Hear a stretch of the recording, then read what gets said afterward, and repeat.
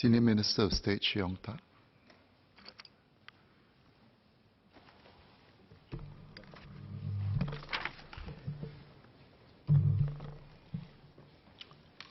Mr. Chairman, business leaders must take the lead in enterprise transformation, as they know their business and customers best. The government will provide customized support through our enterprise development schemes. As Minister Chan said, our efforts are centered around 3 ups. Level up to strengthen companies' capabilities, scale up to help enterprises grow in Singapore and abroad, and team up to encourage companies to work together for win-win outcomes. Mr. Teo Ser Luck suggested that companies must level up and strengthen their capabilities. Let me touch on 3 aspects where companies can do so: skills training, adopting technology, and business process re-engineering. Enterprise transformation must start with its people to redesign jobs and upskill workers.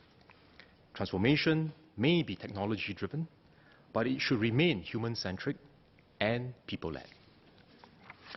Earlier, Minister shared that we will enhance the Productivity Solutions Grant, or PSG, to support employer-led training.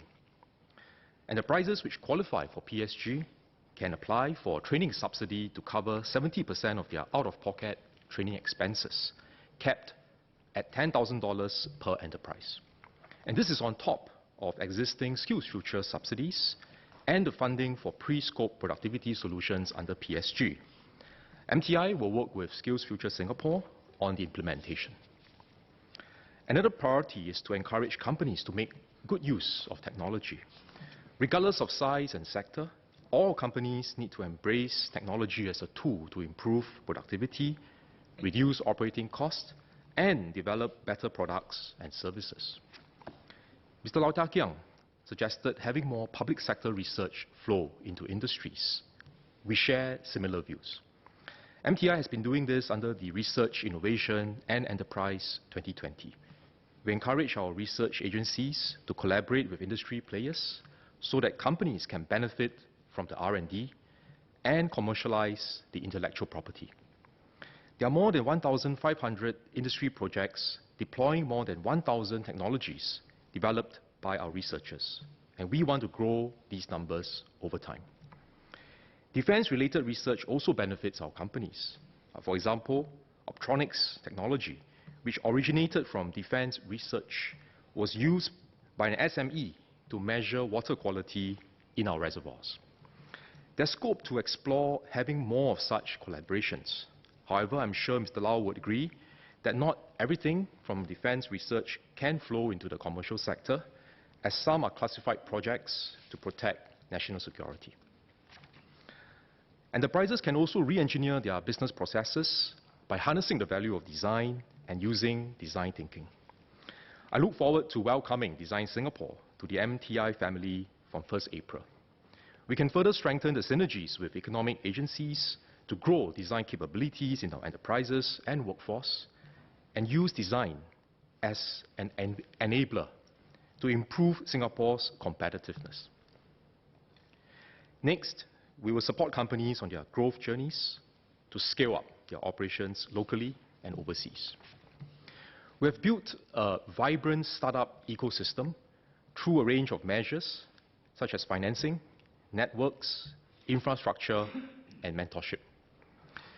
To succeed, we must remain open to ideas and talent, including attracting overseas startups and entrepreneurs to operate here and use Singapore as a hub for the region. Several members have made this point as well. A number of our startups originate from the universities and polytechnics. I'm encouraged to see young Singaporeans stepping forward to start their own business and turning their passion into possibilities. The nature of the industry is such that a few will succeed, but many will fail, and some may even fail repeatedly. But this is part of the learning process and what we need to build an enterprising society. It includes a never-say-die attitude, the courage to take calculated risks, and the resourcefulness to translate innovative ideas into reality.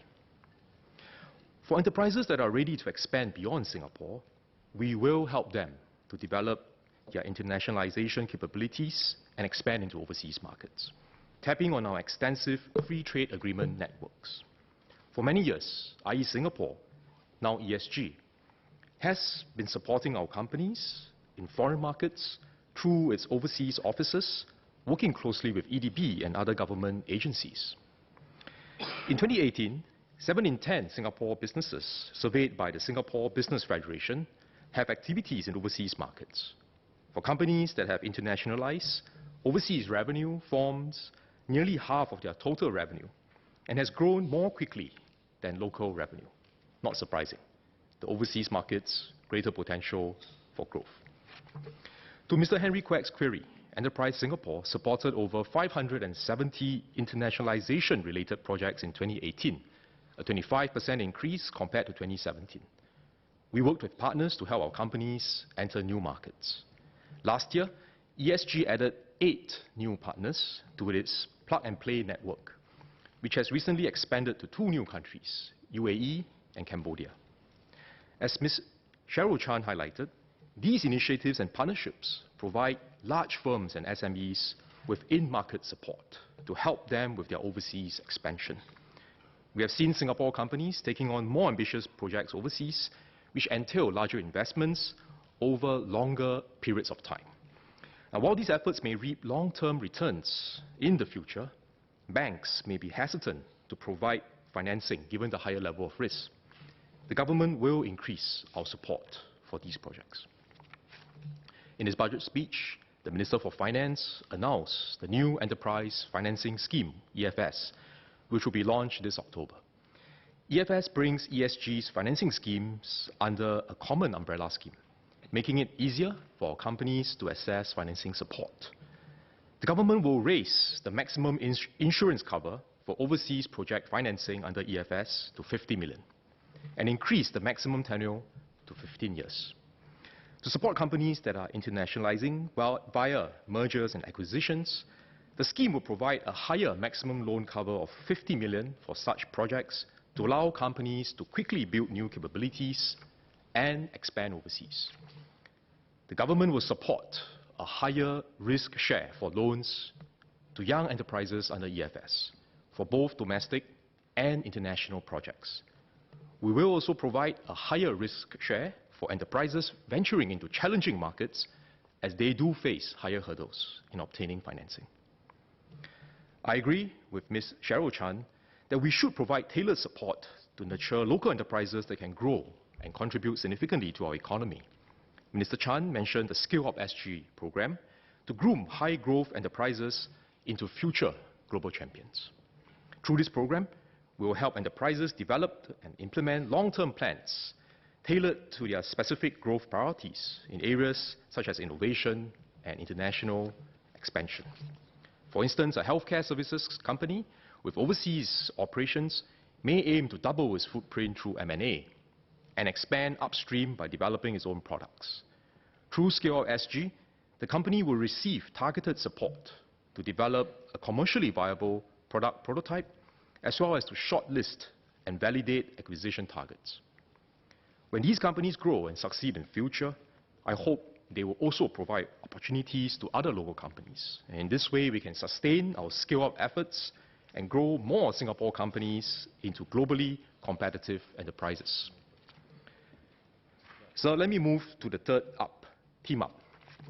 As noted by Mr. Teo Serlak and Mr. Leon Pereira, collaborations among enterprises can support capability development to test bed innovative solutions and form business alliances to capture opportunities here and overseas.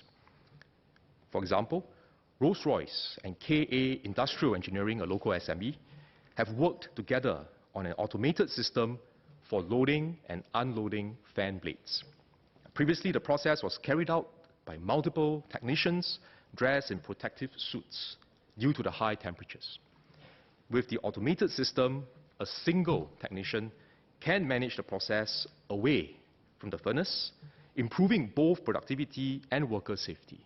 And importantly, working with Rolls-Royce helps KA Industrial Engineering open doors to other clients. Partnerships can be amongst enterprises of all sizes. and with trade associations and chambers too. Last year, ESG facilitated over 30 collaborative initiatives, supported over 40 companies to win new projects in overseas markets. We enhanced PACT last year. This will continue to support collaborations between enterprises of all sizes. I encourage companies to band together to tap on PACT, to benefit from one another's strengths, develop deeper capabilities, and successfully internationalize. So let me conclude by reiterating MTI's commitment to support enterprises in their transformation journeys. Our conversations cannot start with government agencies telling companies to buy equipment, adopt IT solutions, or appoint consultants. We should not pretend that we know what each firm needs to improve its products and services. That must come from the business owner based on a good understanding of what his or her customers require. Likewise, businesses should not begin the conversation by asking what grants can they obtain from government. We want to encourage entrepreneurs, not grantpreneurs, who seek to maximize their grant amount instead of focusing on how they want to transform and grow their business. Enterprise transformation must start with a vision of what the business wants to achieve, what problems it wants to solve, and what capabilities it needs to build to reach its goals. Then we look at what schemes and grants can best support the company. Our efforts must be enterprise-centric and transformation-focused, not scheme-centric and grant-focused. MTI will continue to work with other government agencies and industry partners to review our policies and processes to achieve this outcome. We believe this is effective in helping businesses to build deep capabilities and for Singapore to grow a thicker layer of fast-growing local companies. Thank you.